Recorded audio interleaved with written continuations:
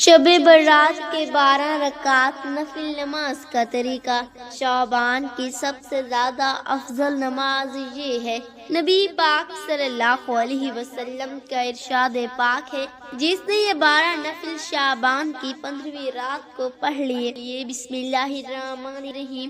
ناظرین، ایک ایسی رات جس رات کے اندر انسانی زندگیوں کے بارے میں بہت اہم فیصلے کیے جائیں گے۔ کون مرے گا اور کون جیے گا، اور کون اس دنیا میں ایک نئی زندگی کی شروعات کرے گا، اور کون اس دنیا کو چھوڑ کر اس دنیا کو الوداع کہے گا۔ کون غریب سے امیر بن جائے گا، اور کس کی زندگی کا زوال شروع ہونے والا ہے، اور کن لوگوں کے نام مردہ لوگوں کی لسٹ میں لکھ دیے جائیں گے۔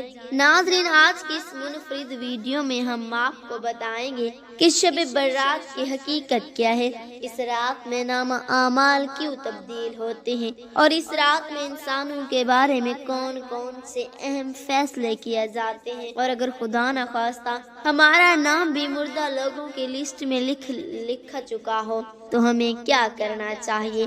اس رات کتنے لوگوں کی مغفرت کی جاتی ہے، اور اس رات کون سے وہ بدبخت لوگ ہیں جن کی مغفرت نہیں کی جاتی، اور حضور صلی اللہ تعالی علیہ وآلہ وسلم نے اس رات کون کون سے عمل کا ارشاد فرمایا ہے، اور باتقاضا مسلمان ہم کو شب برات کو کس طرح گزارنا چاہیے۔ ناظرین، ان تمام تر سوالات کے جوابات قرآن و حدیث کی روشنی میں آج کی اس ویڈیو میں ہم آپ کو بتائیں گے۔ ناظرین، شعبان المعظم کی 15ویں رات کو شب برات کہا جاتا ہے۔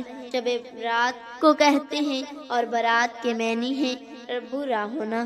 چونکہ اس رات کو مسلمان توبہ کر کے اور اللہ تبارک و تعالیٰ کی بارگاہ میں اپنے گناہوں کی معافی طلب کرتے ہیں، اور اللہ تعالیٰ کی بارگاہ میں اپنے گناہوں کو چھوڑنے کا عہد کرتے ہیں، تو اللہ تبارک و تعالیٰ اپنے رحمت کے صدقے بے شمار مسلمانوں کو جہنم سے نجات دیتے ہیں، اس لیے اس رات کو شب برات کہتے ہیں۔ حضرت عطا بن یسار رضی اللہ تعالیٰ عنہ بیان کرتے ہیں کہ لیلۃ القدر کے بعد شعبان کی 15ویں رات سب سے افضل رات ہے۔ ناظرین، آپ کو بتاتے چلیں کہ شب برات فرشتوں کے لیے اللہ تبارک و تعالیٰ نے عید کا دن مقرر کیا ہے۔ جس طرح کہ اللہ تبارک و تعالیٰ نے زمین پر رہنے والے انسانوں کو 2 عیدیں عطا فرمائی، اسی طرح اللہ تبارک و تعالیٰ نے آسمان والوں کے لیے بھی 2 عیدیں مقرر کر رکھی ہیں، ایک شب برات اور دوسری شب قدر۔ انسان چونکہ یہ دونوں عیدیں دن میں مناتے ہیں، جبکہ فرشتے یہ دونوں عیدیں رات کو مناتے ہیں۔ اللہ تبارک و تعالیٰ نے ان دونوں راتوں کو فرشتوں کے لیے عید اس لیے مقرر کیا چونکہ اس رات کو سو جاتا ہے، جبکہ فرشتے رات کو سوتے نہیں، وہ ہر وقت اللہ تبارک و تعالیٰ کی عبادت میں مصروف رہتے ہیں۔ ناظرین، شب برات کے متعلق اللہ تبارک و تعالیٰ قرآن پاک میں ارشاد فرماتا ہے، قسم ہے اس روشن کتاب کی، بے شک ہم نے اس برکت والی رات میں اتارا، بے شک ہم درس سنانے والے ہیں، اس میں بانٹ دیا جاتا ہے۔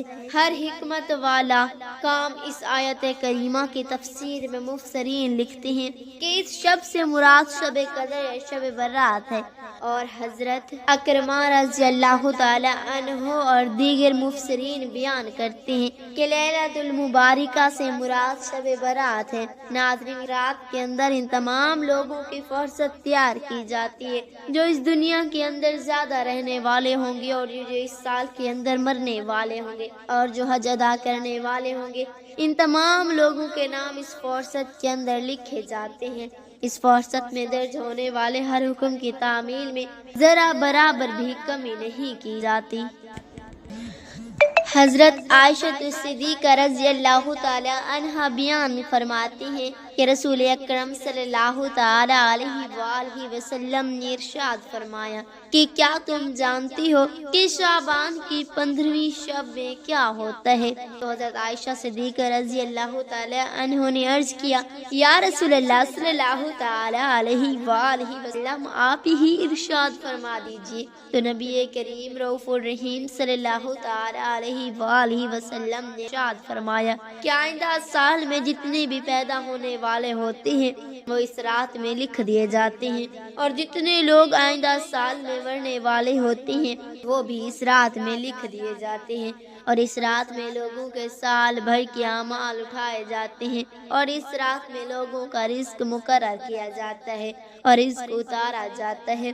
حضرت عطا بن یسار رضی اللہ تعالی عنہ بیان فرماتے ہیں کہ شعبان کی 15ویں رات اللہ تبارک و تعالی مالک الموت کو ایک فرصت دے کر حکم فرماتے ہیں کہ جن جن لوگوں کے نام اس فرصت میں لکھی ہیں ان کی روحوں کو آئندہ سال مقرر وقتوں پر قبض کرنا۔ ناظرین، اس رات میں لوگوں کی زندگی اور موت کا فیصلہ ہو چکا ہوتا ہے، جبکہ لوگوں کے حالات یہ ہوتے ہیں کہ اپنی دنیا میں مگن ہوتے ہیں۔ کوئی اپنے بینک بیلنس بڑھانے کے چکر میں لگا ہوتا ہے، تو کوئی اپنی کوٹھی اور بنگلہ تیار کرنے کی کوشش میں لگا ہوتا ہے، تو کوئی اپنی شادیوں کی تیاریوں میں لگا ہوتا ہے۔ یہ نہیں جانتا کہ اس کا نام مردہ لوگوں کی لسٹ میں لکھا جا چکا ہے۔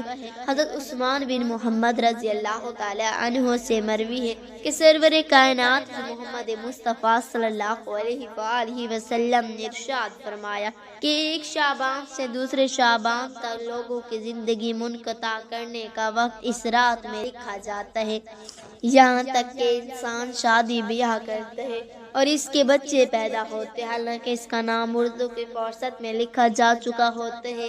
ناظرین، شب برات کی ایک بہت بڑی خصوصیات یہ بھی ہے کہ اس رات میں اللہ تبارک و تعالی بے شمار لوگوں کی بخشش فرماتا ہے، جیسے کہ حضرت عائشہ صدیقہ رضی اللہ تعالی عنہا بیان فرماتی ہے کہ ایک رات میں نے حضور اکرم صلی اللہ تعالی علیہ وآلہ وسلم کو اپنے پاس نہ پایا تو میں آپ کی تلاش میں نکلی۔ میں نے دیکھا کہ حضور پاک صلی اللہ تعالی علیہ وآلہ وسلم جنت البقیع میں تشریف فرما ہیں، اور آپ صلی اللہ علیہ وآلہ وسلم نے فرمایا کیا تمہیں یہ خوف ہے کہ اللہ تبارک و تعالی اور اس کا رسول ہمارے ساتھ زیادتی کریں گے؟ میں نے عرض کیا یا رسول اللہ صلی اللہ تعالی علیہ وآلہ وسلم، مجھے خیال یہ ہوا کہ شاید آپ کسی اہلیہ کے پاس تشریف۔ تو حضور پاک صلی اللہ تعالی علیہ وآلہ وسلم نے ارشاد فرمایا بے شک اللہ تبارک و تعالی شعبان کی 15ویں شب آسمان دنیا پر اپنے شان کے مطابق جلوہ گر ہوتے ہیں، اور قبیلہ بنو کلب کی بکریوں کے بالوں سے بھی زیادہ لوگوں کی مغفرت فرما دیتے ہیں۔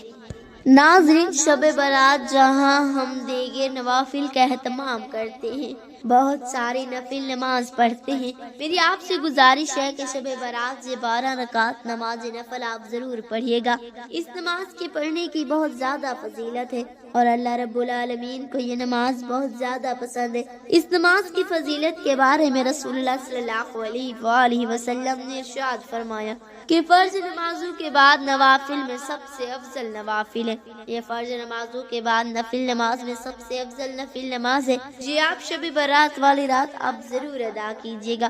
اس کے پڑھنے کی بہت زیادہ فضیلت ہے، اس رکعت یہ نوافل آپ ضرور پڑھیے گا۔ اس نماز کے پڑھنے کا طریقہ کیا ہے، نیت کیسے کریں گے، اس نماز کا وقت کب شروع ہوتا ہے کب ختم ہوتا ہے، مکمل طریقہ آپ لوگوں کے ساتھ شیئر کرنے جا رہے ہیں۔ اس نماز کا وقت کب شروع ہوتا ہے اور کب ختم ہوتا ہے، تو اس حوالے سے جان لیجئے کہ عشاء کے فرض ادا کرنے کے بعد سے لے کر صبح طلوع فجر ہونے سے پہلے تک، یعنی سحری کا وقت ختم ہونے تک اس نماز کا وقت رہتا ہے۔ اس پوری رات میں آپ کسی بھی وقت یہ نماز ادا کر سکتے ہیں، یعنی عشاء کے نماز کے بعد ادا کرنے کے بعد جیسے ہی آپ نے فرض پڑھ لیے تو اس کا وقت شروع ہو گیا۔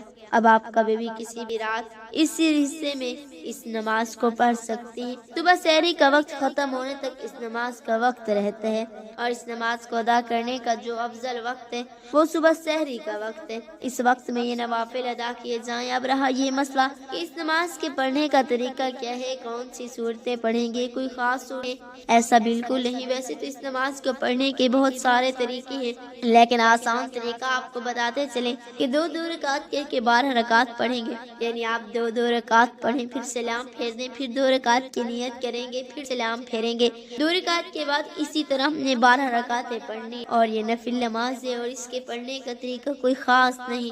آپ نماز شروع کریں گے تکبیر تحریمہ کہہ کر اللہ اکبر کہتے ہوئے ہاتھ باندھ لیں۔ سب سے پہلے ثنا پڑھیں، اس کے بعد پھر سورۃ فاتحہ کی تلاوت کریں، پھر جو بھی آپ کو سورت آتی ہے، جو بھی سورت آپ کو یاد ہے وہ آپ سورت تلاوت کریں۔ مثال کے طور پر آپ کو سورۃ کوثر یاد ہے تو آپ یہ سورت پڑھ سکتے ہیں، یا اسی طرح جو سورۃ اخلاص ہے اس کی بھی آپ تلاوت کر سکتے ہیں۔ جو بھی آپ کو قرآن مجید کا حصہ یاد ہے یا جو بھی سورت آپ کو آتی ہے وہ آپ تلاوت کر سکتے ہیں۔ اس کے بعد پھر رکوع کریں، رکوع سے کھڑے ہوں، एक रकात मुकम्मल हो गई, सजदा कर लिया आपने, फिर दूसरी रकात में इसी तरह सूरत फातिहा पढ़ेंगे, कोई सूरत मिलाएंगे रकू और सजूद कायदा, इसके बाद तशहुद और दुआ पढ़ के दाएं बाएं सलाम फेर देंगे। यानी जिस तरह बाकी नवाफिल पढ़ते हैं इस तरह 2-2 रकात नमाज नफिल पढ़ेंगे और 2-2 रकात करके नमाज यानी 12 रकातें 6 सलाम के साथ पढ़ें। और इस नमाज की नियत कैसे करेंगे? नियत देखिए, असल दिल का इरादा है। नियत इस तरह करेंगे कि मैंने नियत की 2 रकात नमाज नफिल तहज्जुद के वास्ते अल्लाह तबारक व तआला के मुंह में काबा शरीफ की तरफ, यानी तहज्जुद के नवाफिल है तो तहज्जुद के नवाफिल की नियत करेंगे। अगर दिल में इरादा कर ले तब भी बेहतर है, कोई हर्ज नहीं, नियत हो जाएगी, बिल्कुल दुरुस्त है। लेकिन अगर ज़बान से अल्फाज अदा करना चाहें तब भी कोई हर्ज नहीं, कर सकते हैं। मुस्तहिब ज़बान से नियत के अल्फाज अदा करना, तो इस तरीके से ये 12 रकातें आप अदा करेंगे। इस नमाज के पढ़ने की बहुत ज़्यादा फजीलत है। रसूलुल्लाह सल्लल्लाहु अलैहि वसल्लम ने इरशाद फरमाया, फर्ज नमाजों के बाद नवाफिल में सबसे अफजल नवाफिल तहज्जुद के नवाफिल हैं, तो इसलिए इस रात में इन नवाफिल का एहतमाम भी आप जरूर कीजिए। और बेहतर और अफजल वक्त तो वो रात का आखिरी हिस्से है। रात के आखिरी हिस्से में इस नमाज को आप अदा करें। मुझे अपनी दुआओं में ये जरूर याद रखिएगा। दुआ है कि अल्लाह ताला मेरा सुनाना और आपका सुनना अपनी बारगाह इलाही में कबूल और मंजूर फरमाए। आमीन सुम्मा आमीन। नाज़रीन, कमेंट बॉक्स में अल्लाह ताला के 99 नामों में से एक नाम जरूर टाइप करें। शुक्रिया।